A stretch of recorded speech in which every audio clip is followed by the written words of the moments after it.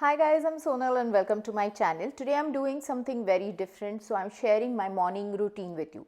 I myself follow quite a few YouTubers and I enjoy watching their vlogs and their personal life.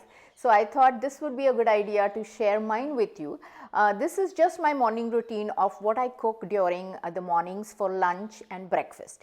My husband's lunch is already out of the way, so he takes his breakfast and lunch to office, and I've already packed that. It's out of the way. I've not recorded it, but if you guys are interested, I have a couple of shorts which you can check out, and my husband's lunch box is there.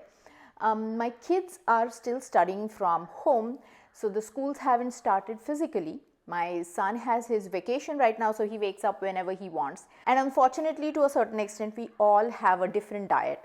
So my son is on a high protein kind of a diet. My daughter is she prefers carbs to proteins and she hates eggs. So she eats a little differently for breakfast. Also, the timing is flexible because whenever they are hungry, they ask for it. I serve them breakfast. I try to eat a low carb diet. I'm not always keto. The foods that I eat are ketogenic, but I'm not in ketosis because sometimes I'll end up eating more of the vegetables. Sometimes I'll just taste something that I'm cooking. So this is where my life has sort of come to, and that's probably going to require another video to discuss that, but that's what that is. My husband is also on a low carb diet, but his diet is slightly different from mine.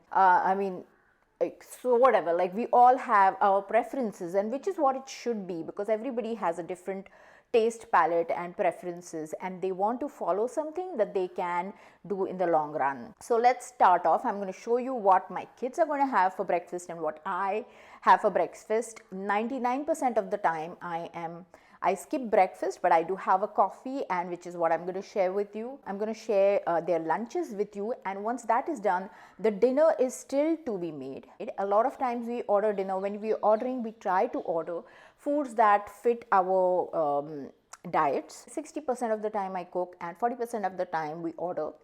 And also I am cooking my recipes, so I'm making a lot of keto desserts, I'm making keto recipes, so we'll end up eating that, and the kitchen a lot of times is in a whole mess with all of this cooking happening.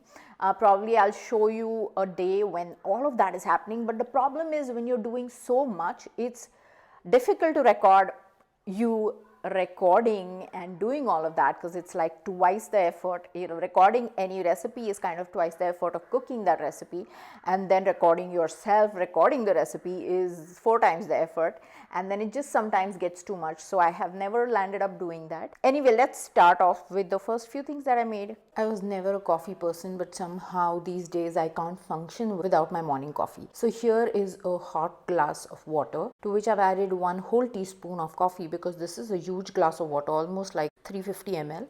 And I also add some cacao powder to that, my sweetener, so this is stevia.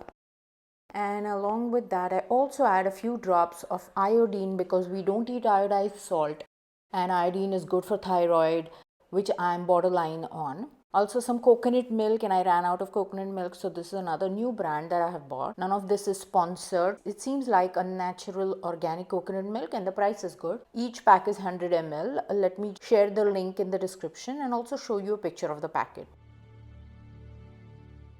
So here I'm starting off with making my homemade yogurt. Every 2 to 3 days we buy buffalo milk and we set yogurt with that. I boil the milk, I skim the cream off, and I store it in another jar to make ghee. Then I put this jar in the freezer section. So once I have a full jar of cream, I start the process of making ghee. Now I've put it in a glass jar and I put some culture. I have some videos in shorts as well as a long video of how to make yogurt. And we also buy cow's milk. We buy the A2 milk. Cow's milk is used for my son to make his smoothies. He makes protein shakes. My husband has tea with milk. So I'm also defrosting some chicken thighs.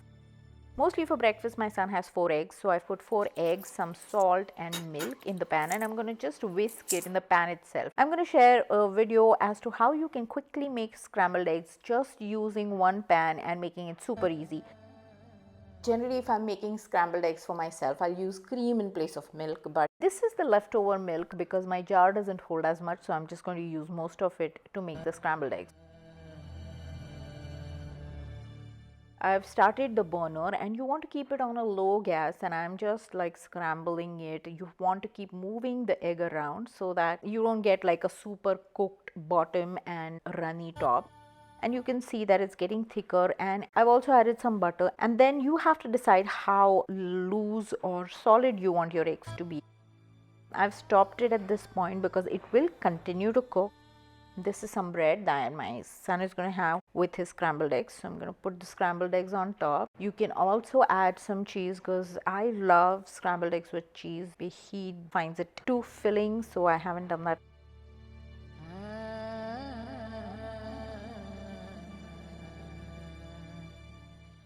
This is the pot that we heated the milk in, and you can see that there is some cream that sticks to the bottom. I love that cream, so I'm the one who normally eats it.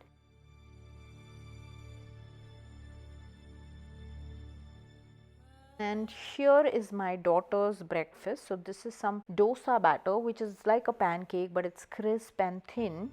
And the batter is made from fermented dal or lentils and rice, and we really like it because it's also considered healthy since it's a fermented batter. I'm also putting some oil on the side and cheese, which is how she likes it. And to serve this, we also have this chutney, which is made from chili powder and a mix of lentils. So I've put that right on top of the dosa. It's easier to eat it that way. And this is one more dosa. She's gonna have two. And I'm done with everybody's breakfast now once I serve it to them. And then if I want to eat breakfast, this would be the time where I sometimes get tempted to eat something. Oh, how could I forget? So the leftover batter goes into making a dosa for my dog. He knows I'm going to give him one. So he comes and sits right there waiting for his dosa. I just have to tell him that it's hot, and he waits for it to cool down, and then he'll eat it. He'll gulp it down, basically, anything that you give him.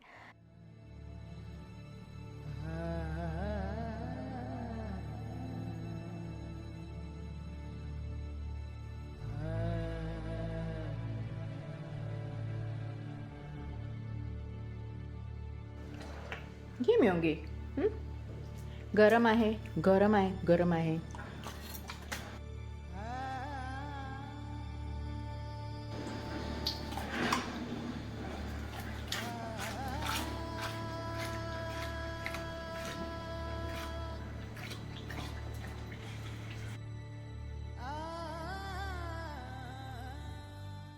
Now here is some yam. This is a purple yam and it is delicious if you can find this. Sometimes you will be able to find this in Indian grocery stores or Chinese grocery stores or Korean stores. And there are different ways of making this, and I've seen some Chinese recipes which are dessert recipes, which is unimaginable for me as an Indian, but I'm sure it's delicious. So what I've done is I have seasoned this with salt, turmeric, chili powders, garam masala, sometimes some coriander and cumin powder. So it depends on what my mood is. You mix this up. You can also add some lemon juice, and I've added some olive oil. Then you put it in the pressure cooker. If you don't have a pressure cooker, you could steam this.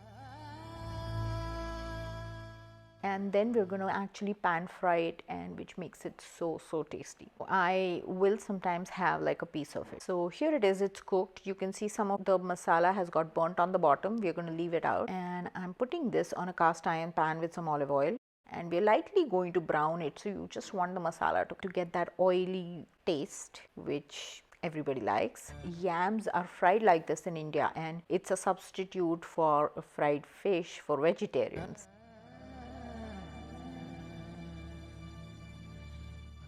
And I'm making a couple of eggs. This is for myself. I just decided to have breakfast today since I was recording, and I wanted to have a couple of slices of that. Now I am trying to make my children's lunch. So here I have some baby spinach. I have blanched it, and there's some mushroom. I already have some cooked rice. So what I do is I soak rice overnight. I cook it, and then once that is done, I put it in the refrigerator. So we make like enough for 2 meals or so. And refrigerated rice has higher resistance starch, if you guys know about it, or you could just go online and read about it. This is the starch that feeds the gut bacteria, and also it does not spike your sugar as much. So that's the reason we always have cold rice in the fridge. So I got some of that, and I have just mixed different flavors into it. Sometimes I'll make a Korean kind of rice with gochujang, or sometimes just soy sauce, or all kinds of like sesame oil or any flavoring of your choice. I put my mushrooms and my spinach in it, and this is some toasted sesame oil. I love the flavor of this with any kind of rice dish. And I'm also mixing one egg because I want my daughter to eat at least one egg, and my son likes eggs, so on his I'm going to put some rice and egg on top, and hers we mixed it inside the rice itself, and a couple of yams on the side. Most days there will be chicken or some other protein along with this, but today there wasn't. I just wanted to still make sure that they eat their serving of vegetables. So if you enjoyed watching this vlog and the pattern in which this is made, let me know in the comments section. I would love to make more videos like this. And if you want to support my channel, share it with your friends and family, because I want to reach as many people as I can. I want to share my information, knowledge, my ideas with people. And check out the description section, and all the information and links will be there. Thanks for watching. Bye.